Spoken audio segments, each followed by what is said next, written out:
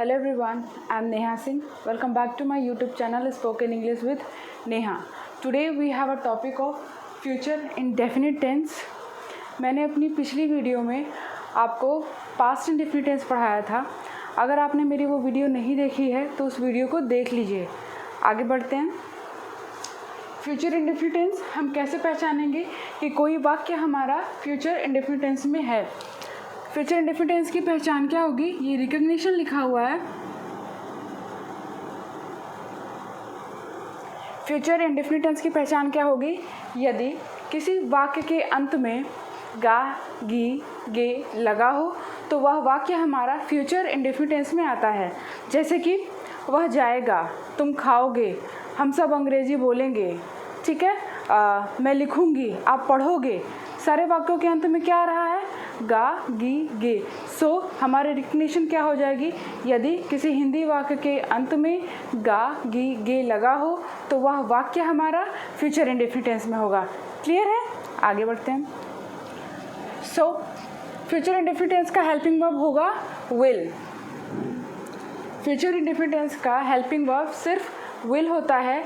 चाहे आप सिंगुलर के साथ प्रयोग करिए, चाहे आप प्लूरल सब्जेक्ट के साथ प्रयोग करिए. यदि सब्जेक्ट हमारा सिंगुलर हो और यदि सब्जेक्ट हमारा प्लूरल हो तो दोनों सब्जेक्ट के साथ हम विल का प्रयोग करेंगे. ठीक है. मेन वर्ब पे आते हैं. मेन वर्ब की हम लोग फर्स्ट फॉर्म यूज़ करते हैं. मेन वर्ब की हम लोग फर्स्ट फॉर्म यूज़ करते हैं. जैसे कि मैंने बताया था आपको, डू, डिड, डन. ये first form of the verb है, ये second form of the verb है और ये third form of the verb है. ठीक है. सो हमें फ्यूचर इंडेफिनिट टेंस में ना तो डिड का प्रयोग करना है और ना ही डन का प्रयोग करना है. हमें डू का प्रयोग करना है. हम डू लेकर के चलेंगे. ठीक है. वर्ब की फर्स्ट फॉर्म लेकर के चलेंगे. सो ये हमारी पहचान हो गई. अब हम लोग आते हैं स्ट्रक्चर पे. सेम हमारा स्ट्रक्चर जो प्रेजेंट इंडेफिनिट का था, जो पास्ट इंडेफिनिट का था, सेम हमारा स्ट्रक्चर फ्यूचर इंडेफिनिट में भी होगा. बस अंतर यही होगा कि हमारा हेल्पिंग वर्ब और मेन वर्ब चेंज हो जाएगा. ठीक है. देखते हैं. अफर्मेटिव मतलब होता है सकारात्मक. यदि कोई वाक्य में नहीं, ना लगा हो, ना ही उसमें कोई क्वेश्चन वर्ड हो तो वह वाक्य हमारा सकारात्मक में आता है, मतलब अफर्मेटिव सेंटेंस में आता है. ठीक है. तो उसको बनाने के लिए हम सबसे पहले सब्जेक्ट लिखेंगे, उसके बाद विल का प्रयोग करेंगे, उसके बाद हम वर्ब की फर्स्ट फॉर्म लगाएंगे and thereafter object and other word. ठीक है. निगेटिव को देखते हैं. निगेटिव को देखने से पहले हम लोग एग्जाम्पल करते हैं साथ में, ताकि आपको समझ में आए. ठीक है. जैसे मैंने पहला एग्जाम्पल दिया है, पापा मेरी गलती पर मुझे डांटेंगे. पापा मेरी गलती पर मुझे डांटेंगे. सो हम कैसे पहचानेंगे कि यह वाक्य हमारा फ्यूचर इंडेफिनिट से बनेगा. क्योंकि वाक्य के अंत में गे लगा हुआ है, इसका मतलब है कि यह वाक्य हमारा फ्यूचर इंडेफिनिट टेंस से बनेगा. साथ ही साथ हम यह भी देख रहे हैं कि इसमें ना तो नहीं लगा हुआ है, ना ही इसमें कोई क्वेश्चन वर्ड है. इसका मतलब है कि यह सेंटेंस हमारा अफर्मेटिव स्ट्रक्चर से बनेगा. ठीक है. तो चलिए बनाते हैं. सबसे पहले हम क्या लिखेंगे. सब्जेक्ट हमारा क्या है, पापा. आप फादर भी लिख सकते हैं या फिर आप सिर्फ पापा लेकर के चलते हैं. चलिए पापा ही लेकर के चलते हैं. पापा. हेल्पिंग वर्ब क्या है हमारा, विल. वर्ब की फर्स्ट फॉर्म यूज़ करेंगे. क्रिया क्या है, डांटना. डांटने का क्या होता है, स्कॉल्ड. पापा विल स्कॉल्ड मी. किसे डांटेंगे, मुझे डांटेंगे. On my mistake. On my mistake. ठीक है. क्लियर है. निगेटिव देखते हैं. निगेटिव मतलब होता है नकारात्मक. मैंने अपनी दोनों वीडियो में आपको डीपली बताया है कि निगेटिव का मतलब क्या होता है, इंट्रोगेटिव का मतलब क्या होता है, डबल इंट्रोगेटिव का मतलब क्या होता है. ठीक है. सो निगेटिव फिर भी मैं बता दे रही हूँ कि यदि वाक्य के बीच में नहीं लगा हो तो वह वाक्य हमारा नकारात्मक वाक्य में आता है. ठीक है. जैसे कि एग्जाम्पल लेते हैं कि तुम मुझसे बात नहीं करोगे. तुम मुझसे बात नहीं करोगे. ठीक है. इस वाक्य के बीच में क्या आया है, नहीं. इसका मतलब है कि यह वाक्य हमारा नकारात्मक में आएगा। कैसे बनेगा, स्ट्रक्चर देखते हैं। सबसे पहले हम सब्जेक्ट लिखेंगे, उसके बाद हम विल नॉट का प्रयोग करेंगे। ठीक है, आप विल नॉट को वोन भी लिख सकते हैं। अगर आपको क्लियरली ना दिखाई दे रहा हो तो मैंने लिखा है WON अपॉस्ट्रोफ एंड T।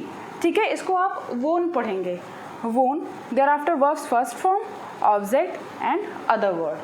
क्लियर है? Let's see the another one. Before it let's have example. क्या लिखा है मैंने, तुम उसके साथ ऐसा कुछ नहीं करोगे, तुम उसके साथ ऐसा कुछ नहीं करोगे। Let's frame it. तुम,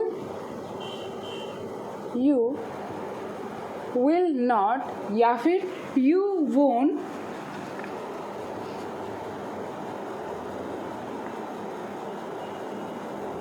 do anything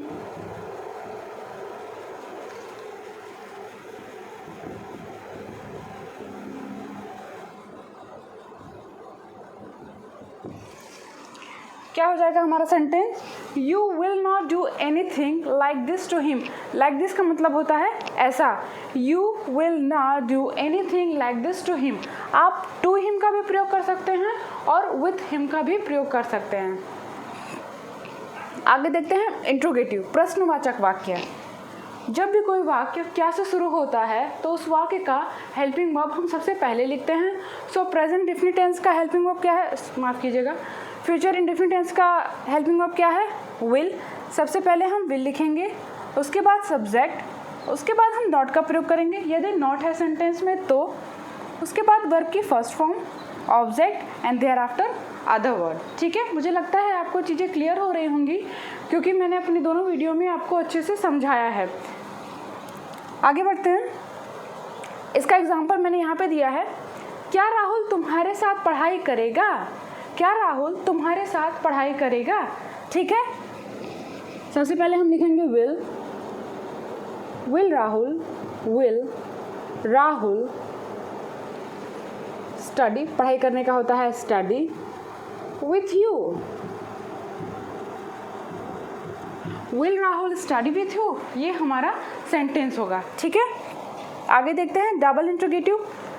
जब भी किसी वाक्य के बीच में कब, क्यों, कैसे, कहाँ, कौन, कितना कुछ भी आता है तो उसका मीनिंग हम सबसे पहले लिखते हैं। ठीक है, सो सबसे पहले सेंटेंस के अकॉर्डिंग जो भी आपका क्वेश्चन वर्ड होगा वो हम सबसे पहले लिखेंगे, उसके बाद हम विल लगाएंगे, उसके बाद सब्जेक्ट, उसके बाद नॉट अगर नॉट है सेंटेंस में तो, उसके बाद वर्ब की first form, object, thereafter other word. ये अदर वर्ड है अगर आपको क्लियरली नहीं दिख रहा हो तो। ठीक है, एग्जाम्पल पे आते हैं। क्या लिखा है मैंने, अब वह तुमसे कभी क्यों बात नहीं करेगी, अब वह तुमसे कभी क्यों बात नहीं करेगी। सो ये मैंने करोगी लिख दिया है, ये करेगी होगा। अब वह तुमसे कभी क्यों बात नहीं करेगी। ठीक है, बनाते हैं। Why will she not talk to you ever? Why will she not talk to you ever?